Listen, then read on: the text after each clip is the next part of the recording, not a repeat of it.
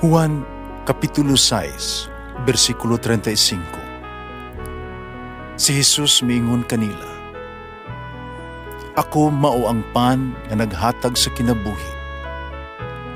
Ang muari kanako dili nagayod gutumon, ug ang mutuo kanako dili nagayod uhawon." Ang mga puno Pan sa kinabuhi. maglikon unta sa mong pagtuo ug gagakabi sa pagtuman sa imong mahal nga kasuguan. Ang Ginoo na kaninyo, Santos ng Ebanghelyo sumala ni San Marcos. Unya mibiya sila ni adtong dapita, ipadayon paglakaw lata sa Galilea. Dilibuot sa Jesus nga may nahibalo kung hain siya. Kay pamangnuan man niya ang iyang mga tinunan kang anak sa tao itugyan ngadto sa mga tao ug patyo nila siya. Umabanhaw tapos sa tulo ka adlaw. Wala sila makasabot kung unsay kahulugan sa iyang giingon kanila, panahadlok sila ng utana kaniya. Naabot sila sa Capernaum, nakasulod na sila sa balay. Ipagutana ni Jesus ang iyang mga tinunan, unsa may inyong gilalisan dito sa dalan.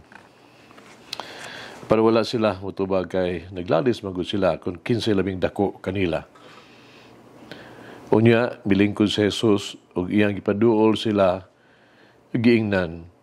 Bisan kinsa ang buot nga maghimong labing dako kinahanglan nga magpaubos siya ug mag-alagad sa tanan.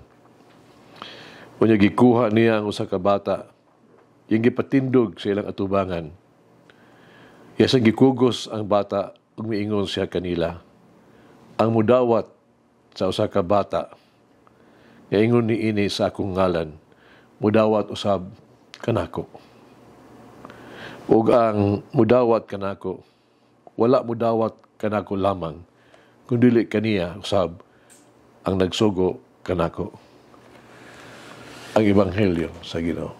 Pasalamati ang Ginoo kay siya maayo, ang iyang gugma mulungtad hangtod sa kahangturan.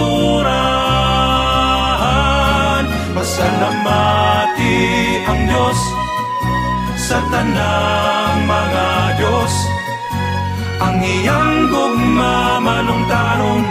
Pasalamati ang Ginoo sa mga Ginoo, ang iyang gugma balungtaron.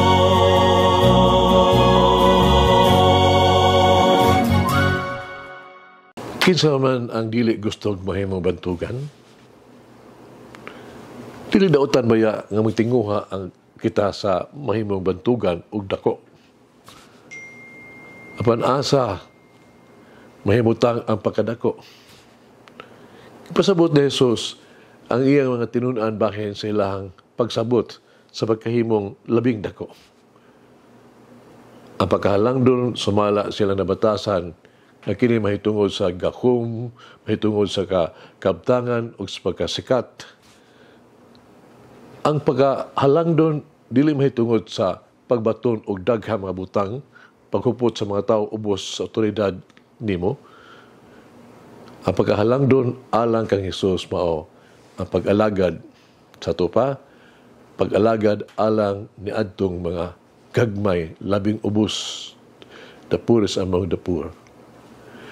Si Jesus may pasalig ka nato nga bisan kinsa nga mudawat sa kabata sumala sama ni ining sa akong ngalan, mudawat sab kanako. Ikuha ni Jesus ang usa ka bata, rumahimong iyang ehemplo sa pagkahalangdon. Ang usa, kinahanglan nga maghimong gamay o dili importante aron mahimo siyang dako. Ay kinahanglan natong ipakita, dili dako nga huna-huna, kundi dako nga kasing-kasing. Ang kinahanglan natong ihatag, dili dako nga koneksyon, kundi dakong gugma nga putli. Ang kinahanglan natong ipaambit, dili dako nga kahibalo, kundi usa ka dakong dedikasyon. Ang kinahanglan natong mabuhi, di dako nga gahom, kundi usa ka dakong pagtuo. Doon ay sugilanon sa usa ka inahang Italiano. Misudod siya sa usa ka religious store, no? Sa mga libro, no? Ang babae may duol nga to sa kamadre, nangayo siya tabang sa papangita og mga libro mahitungod sa kinabuhi sa mga santos. Gusto niyang mapalit og spiritual nga libro, no? Spiritual book para sa iyang mga anak.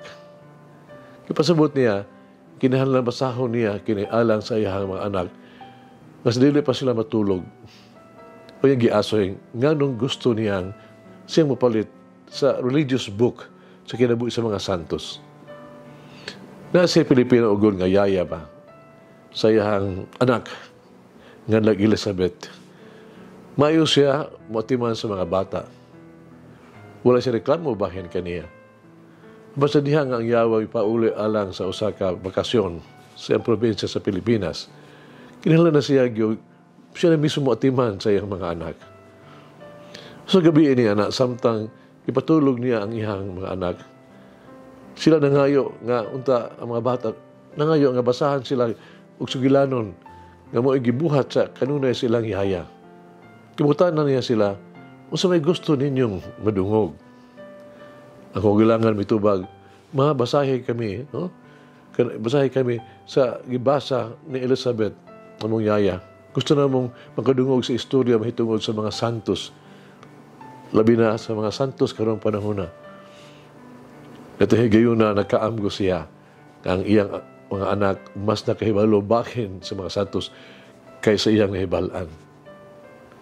Bus, busy kay siya, gamay ra siya oras sa pagbasa bahin sa kinabuhi sa pipila ka mga santos, gamay ra sad ang iyang hibalaan bahin kanila busa mo nanghungdan nga siya namalit nangita og religious book. Pupunta niya ang akong yayang Pilipina, nagbuhat usa ka maayog ang panag-inan alang sa kamang anak o kini akong nahimutan. Magsuon hagit sa kinabuhi.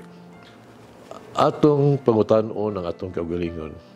Ikuha ba kita ni Jesus nga iyang mga modelo sa kahalangdon, sa pag-alagad, sa pagpaubos?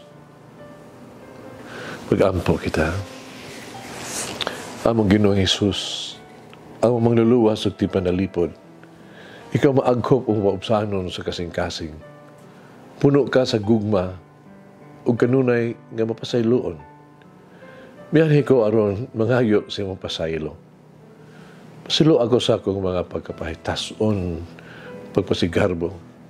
Pasilo ako sa ako ang pagka-showy and bossy. Pasilo ako sa ako ang ambisyon, nga daygon, pasidunggan, walagaran. Naghangyo sa imong grasya, gagiyahan mo, matudluan ako, na mahimong paubsanon, pagserbisyo kanunay, mahimong labing gamay, ug mahimong sulugoon sa tanan. Amen. Mama Mary, model of humility, be my example of true littleness and love for all. Malangin ang Diyos magagawang sa tanan, Amahan, Anak, Espiritu Santo. Amen.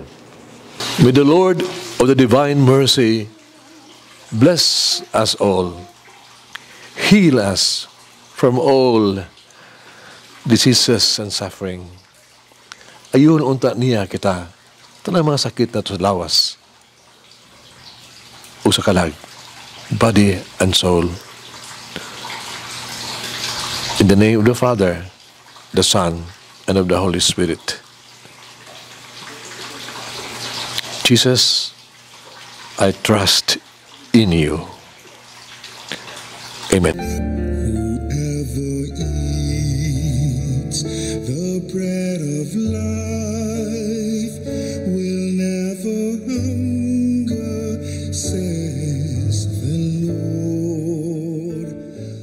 Kay galaan inyo nabati ang pagpaambit ug hamubong pamalandong sa pulong sa Dios pinaagi sa tulumanon.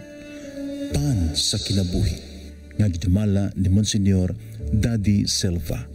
Hangtod na usab sa sunod higayon, daghang salamat. The bread of life.